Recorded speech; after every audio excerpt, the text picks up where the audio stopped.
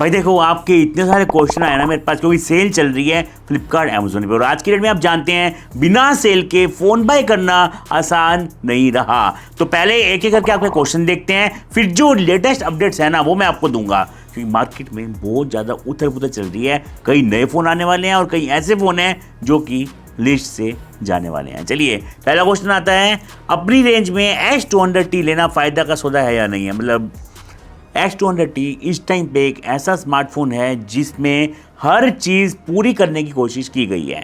Camera अच्छा है, display quality strong है, परफॉर्मेंस काफ़ी अच्छी आपको मिल जाती है। तो मेरे अकॉर्डिंग तो ये फ़ोन आप डेफिनेटली बाय कर लो। अंडर 55,000 ये आपको मिल जाएगा। टैग कर रहा हूँ, चेकआउट करना मत भूलिएगा। जिस हिसाब से आज की डेट में न्यू फ़ोन लॉन्च हो रहे हैं ना, कोई उम्मीद नहीं है। मतलब इतना मैं कह सकता हूँ, इसका प्राइस भी बहुत जल्द बढ़ सकता है, तो इसको लेना है आपको, देर मत करना।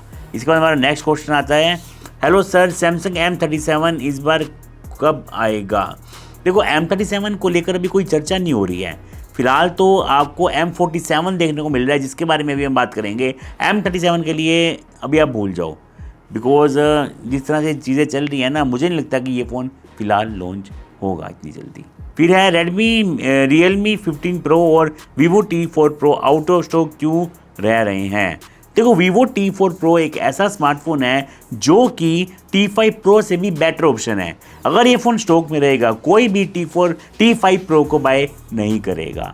यही रीज़न है इस फ़ोन को अब लिस्ट से हटा दिया गया। इसका सक्सेसर आ चुका है T5 Pro। 30,000 का वो फ़ोन आपको मिल रहा है और मैं वो फ़ोन आपको रिकमेंड नहीं करता।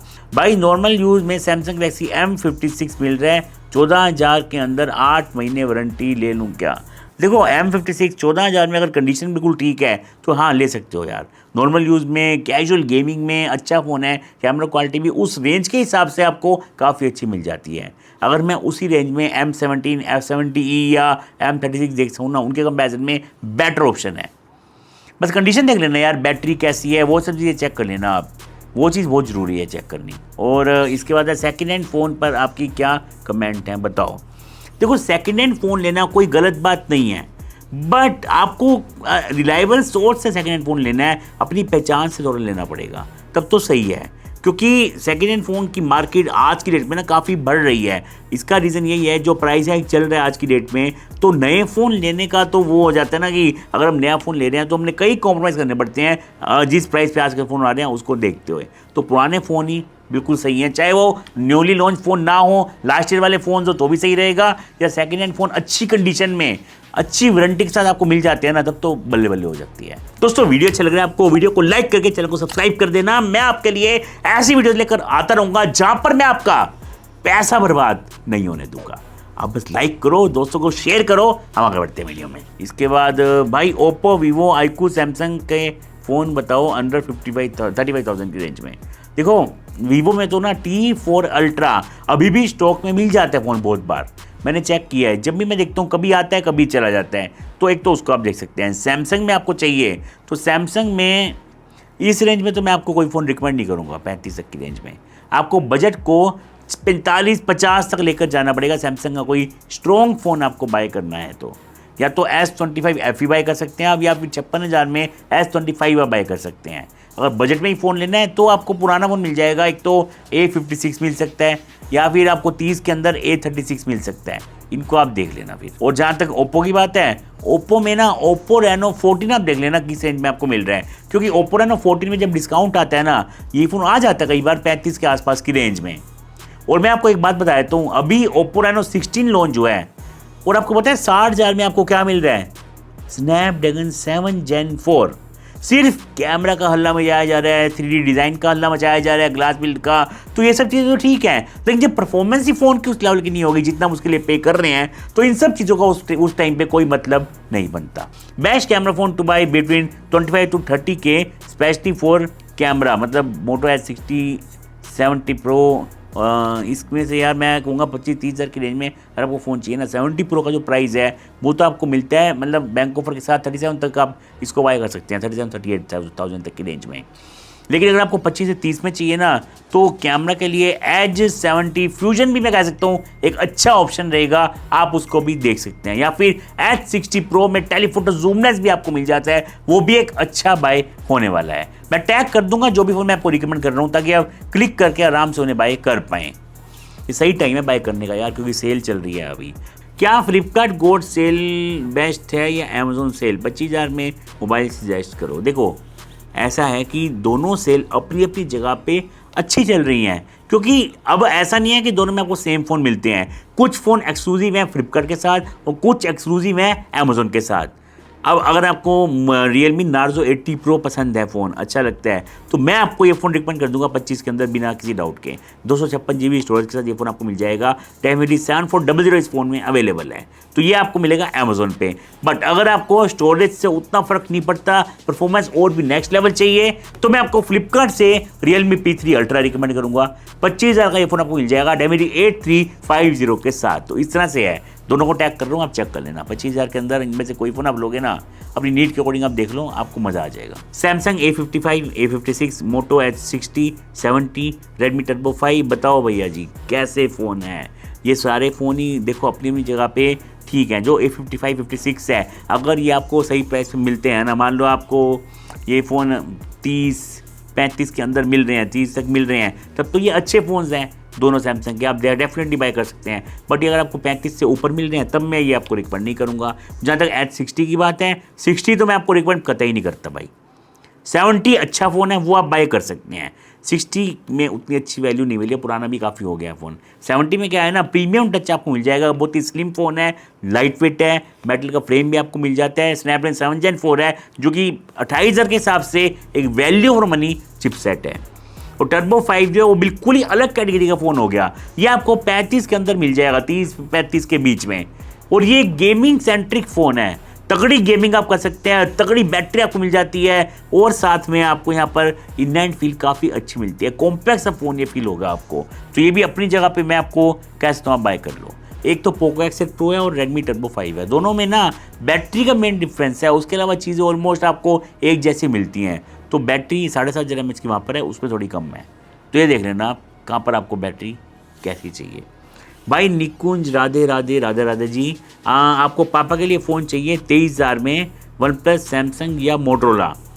देखो पापा के लिए 23,000 में फ़ोन चाहिए, अगर नॉर्मल यूज़ है तो सैमसंग का नया फ़ोन M47 भी आप बाय कर सकते हैं। अगर आपको सैमसंग में फ़ोन लेना है तो ये अच्छा रहेगा फ़ोन, बहुत मतलब इनलाइन फील वगैरह भी अच्छी है फ़ोन की, नॉर्मल यूज़ में कोई दिक्कत नहीं आएगी। स्नैपड्रैगन 6 Gen 3 है तो ठीक है, अच्छा है, चिपसेट रिलायबल है, कोई दिक्कत नहीं है, हैवी यूज़ के लिए नहीं है, वैसे अच्छा है।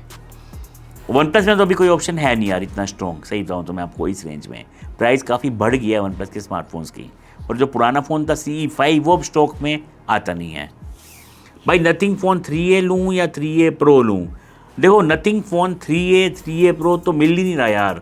अगर आपको मिल जाता है तो 3A Pro अगर आप ले लेते हैं, कैमरा क्वालिटी भी अच्छी है फ़ोन की और परफॉर्मेंस वगैरह में कोई दिक्कत नहीं आएगी, बढ़िया फ़ोन है ये।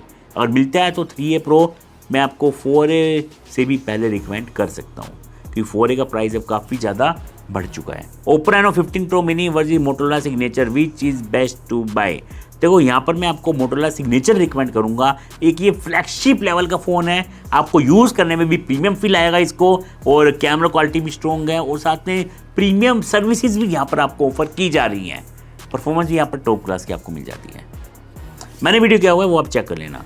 न्यू फ़ोन लेना की जगह लास्ट ईयर के फ़ोन लेना सही रहेगा?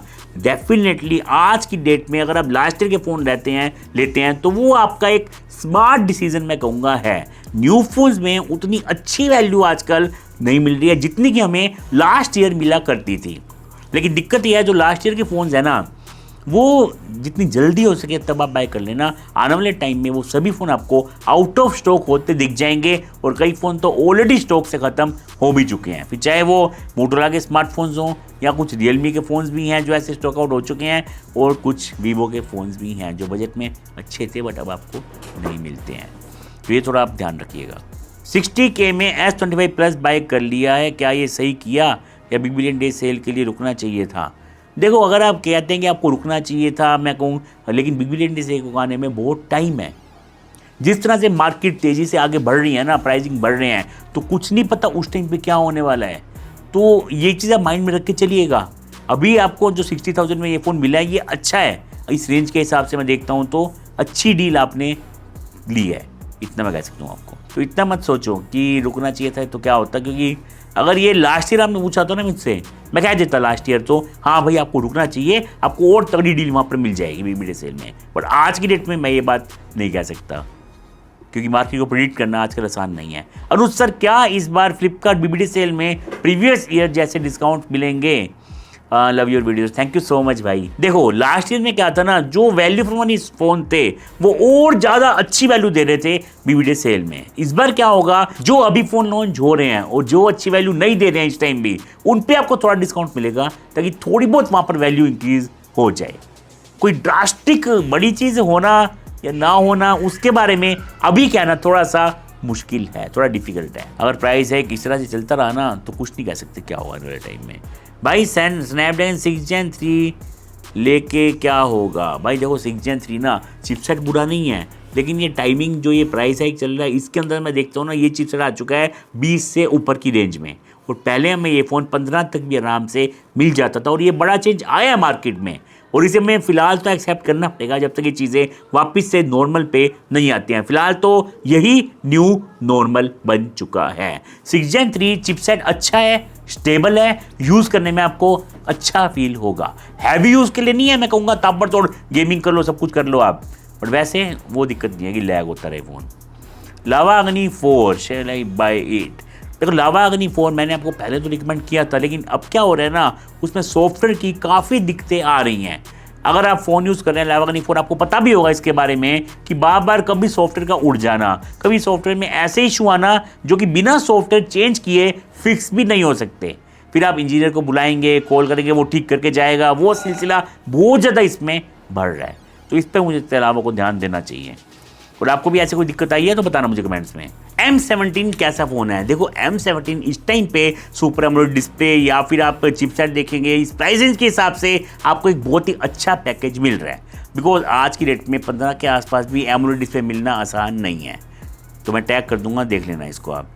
और मोटो H60 Pro कैसा है? मतलब मोटो H60 Pro ना आपको अगर 28 तक मिल रहा है ना, मुझे लगता है ये बहुत अच्छी डील है। वो टेलीफोटो जूम लेंस यहाँ पर मिल रहा है जो आज की डेट में इस रेंज में आसान नहीं है। लोग बल्कि निकाल रहे हैं अपने फ़ोन से टेलीफोटो जूम लेंस को, अगर फ़ोन 30 के अंदर लॉन्च हो रहा है तो ये चीज़ है। और कैमरा क्वालिटी भी अच्छी है फ़ोन की, और साथ में आपको Dimensity 8350 मिल जाता है जो कि एक अच्छा चिपसेट है। हैवी यूज़ के लिए भी ये फ़ोन अच्छा रहेगा। मोटो H60 Pro या Realme GT 70, देखो दोनों अपनी जगह पे अच्छे स्मार्टफोन्स हैं। अब यहाँ पर आपको ये देखना होगा, अगर आपको गेमिंग के पॉइंट ऑफ व्यू से फ़ोन बाय करना है स्पेशली, और आपको बड़ी बैटरी भी चाहिए फ़ोन में गेमिंग के लिए, तो Realme GT 70 much better option रहेगा, बिकॉज वहाँ पर 7000 mAh की बैटरी मिल जाती है, और वो चिपसेट जो वहाँ पर दे रखा है 8400 मैक्स, वो गेमिंग के लिए खासकर ऑप्टिमाइज़ किया गया है। तो उसके लिए तो वो बाय कर लो। अगर आपको गेमिंग से मतलब नहीं है तो मैं आपको कहूँगा मोटो H70 Pro ज़्यादा अच्छा ऑप्शन रहेगा, बिकॉज कैमरा क्वालिटी वगैरह उसकी ज़्यादा अच्छी है, और यूज़ करने में फ़ोन स्लिम है, लाइट वेट है, मज़ा आएगा आपको। प्रीवियस ईयर BBDA सेल में नथिंग फ़ोन 3 अंडर 30K में मिल रहा था। नहीं यार, मेरे अकॉर्डिंग 30K में तो नहीं आया, इसके आसपास 35 तक तो शायद ये फ़ोन आया था। बाकी क्या पता मैं गलत भी हूँ, चेक करना पड़ेगा, बताना मुझे कमेंट्स में।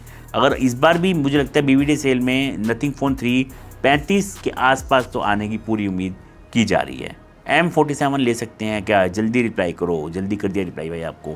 जी हाँ, M47 मुझे अच्छा लगा phone. AMOLED display, 6 Gen 3, high refresh rate, overall जो डिज़ाइन वगैरह है फ़ोन का वो भी अच्छा लग रहा है। बाकी मैं टैच करके इसके बारे में और बताऊंगा आपको। फिलहाल मैं आपको रिकमेंड तो फ़ोन ये कर सकता हूँ। Realme P4 5G 128GB storage का प्राइस 20,000 कब आएगा?